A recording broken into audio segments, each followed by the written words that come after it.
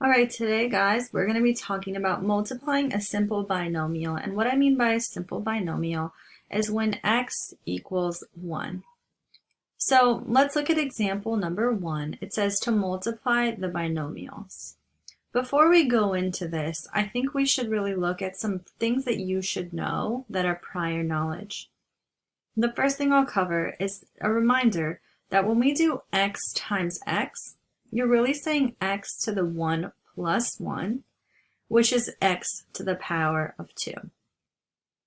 Another thing to remember is that when we have like terms, such as 2x and 3x, we combine them.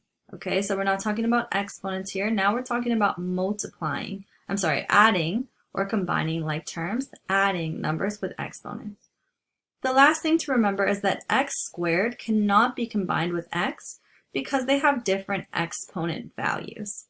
So I'm going to keep these notes on the screen as we work through this example, just so that we remember these basics of exponent rules while we work through multiplying binomials.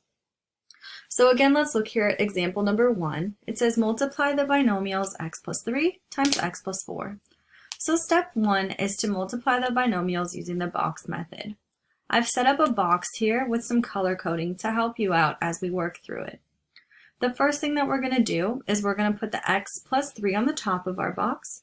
We're going to put the x plus 4 on the left side of our box. Now that I've set up my box correctly, again with the x and the 3 on the top and the x and the 4 on the bottom, now I'm going to use the boxes on the inside to help me multiply. In the first box, I'm going to multiply x times x, which will give me x to the second power because of my rule over in my prior knowledge. In the next box, I'm going to multiply x times 3, which is going to give me 3x.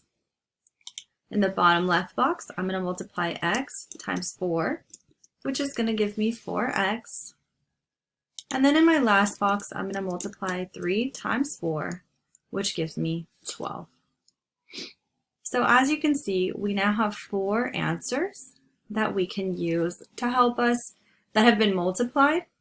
And so now we're going to work on step 2, which is to combine like terms to create a polynomial.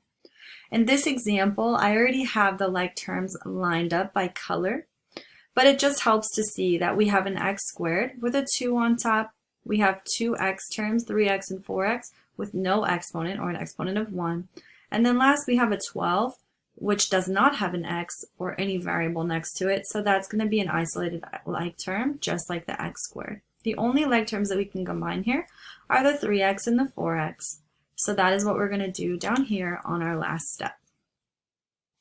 Now that I've written out all of my terms on the bottom, I've decided to color the 2 in the middle green, just as they were in the boxes above.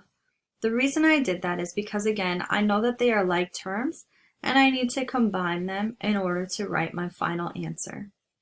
So in order to write my final answer, I'm going to add 3x and 4x, and then I will be given the polynomial x squared plus 7x plus 12, which looks like this.